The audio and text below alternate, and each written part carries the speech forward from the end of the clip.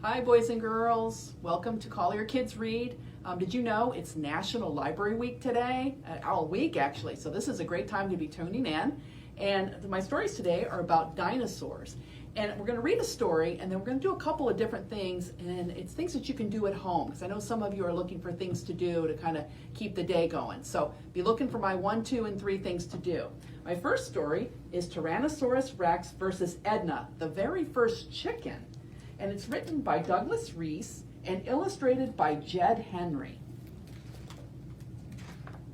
And the book is published by Henry Holt and Company, which is part of the Macmillan Group. So we want to thank them for allowing us to read that today. Tyrannosaurus Rex versus Edna, the very first chicken. Tyrannosaurus stomped through the forest. He roared, he gnashed, he cried, "I am Tyrannosaurus Rex, and I want breakfast." Triceratops heard him and ran away as fast as she could. "Run," she cried to Ankylosaurus. "Tyrannosaurus Rex is coming." Ankylosaurus ran too. "Scram," she shouted to Parasaurolophus. "Tyrannosaurus is looking for breakfast." They all ran past Edna, the very first chicken. "What's up?" she asked. "Get out of here, you strange-looking little whatever you are," said Parasaurolophus, "or Tyrannosaurus will eat you right up." Edna didn't run. She just stayed where she was, pecking seeds for her breakfast. When Tyrannosaurus Rex saw Edna, he roared, "I am Tyrannosaurus, lord of the forest. Beware my mighty claws and terrible jaws." "I am Edna the chicken," said Edna. "Beware my mighty beak and my terrible flapping wings." Tyrannosaurus roared again, "Beware my deadly stomp and long, sharp teeth." "Beware my pointed claws and many feathers," said Edna. "I am big and fierce, and you should be afraid of me," said Tyrannosaurus. "I am small and brave, and you should be afraid of me," Edna told him. Tyrannosaurus gobbled her up in one bite. It was dark in Tyrannosaurus's mouth. It smelled terrible. Edna grabbed Tyrannosaurus's tongue with her pointy claws. Tyrannosaurus roared a new roar. "Ow! Oh, my tongue!" Edna hung on tight. Edna pecked. "Ee-yow!" screamed Tyrannosaurus. "Out of my mouth!" Edna flapped her wings till her feathers flew. Ew, look at, they're coming out of his nose. "Ugh! Oh! Ugh! Ah!" gasped Tyrannosaurus. Snorch! That sneeze blew Edna out of his mouth, soaring across the forest and straight into a giant redwood. Tyrannosaurus tried to roar. Feathers came out. Tyrannosaurus tried again. "I am an Dinosaurus Rex," he said. "I am the ink of the forest." Edna ruffled up her feathers. She flapped her wings. She stretched out her neck and clucked her loudest. Cluck! Tyrannosaurus turned and ran.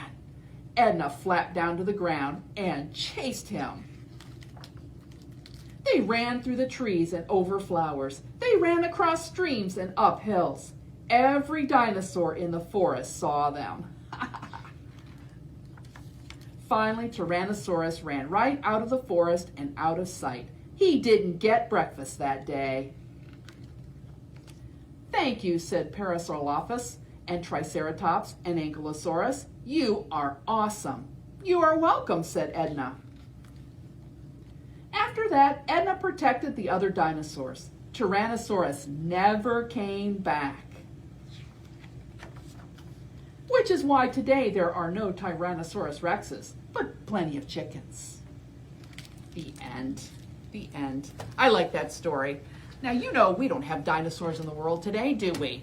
You know what the word is called when something vanishes from the earth like that? It's called extinct, right? Extinct. So, but it would be kind of neat to think about what dinosaurs would have been like. I have a little flannel board for you, and we'll go through it twice here.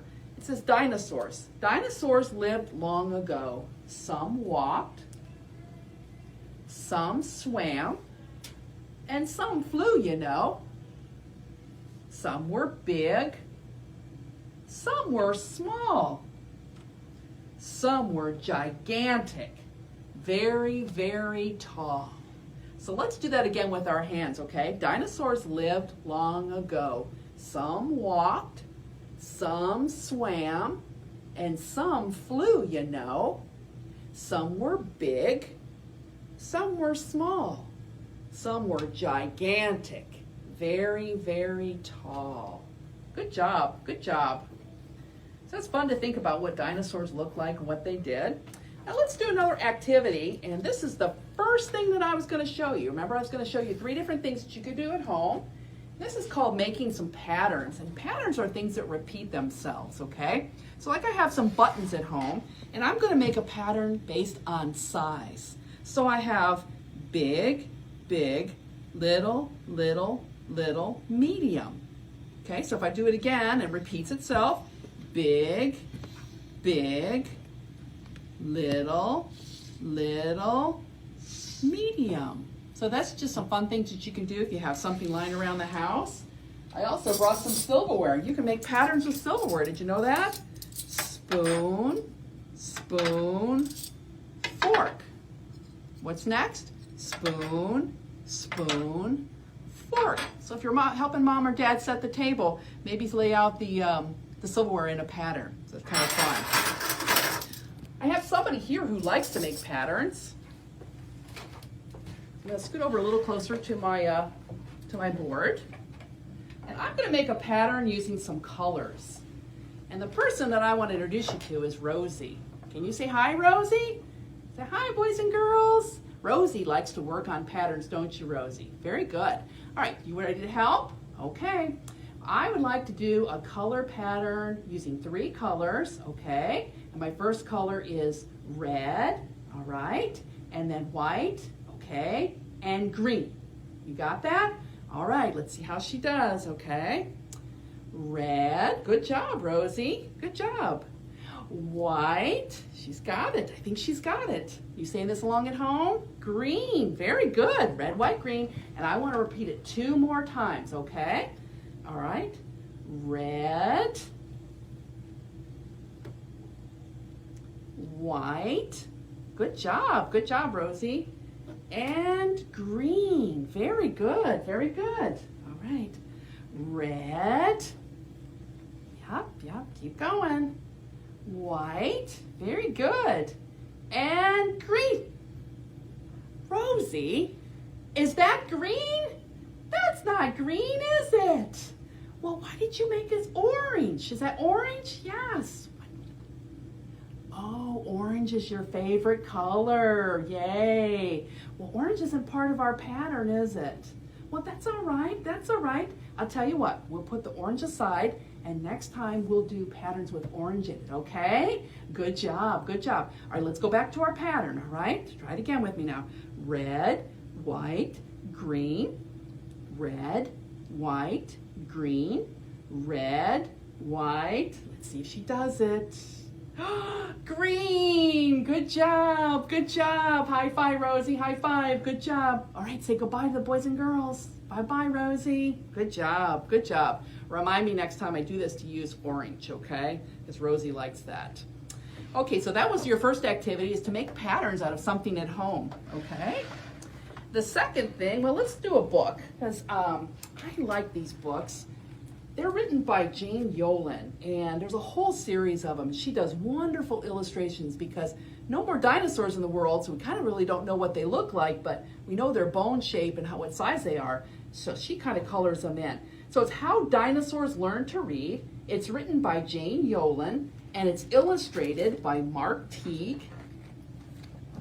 And let's see who the publisher is. The publisher is Blue Sky Press, which is an imprint of the Scholastic Company. So we thank them for giving us permission to read today. How do dinosaurs learn to read? Oh, look at that one.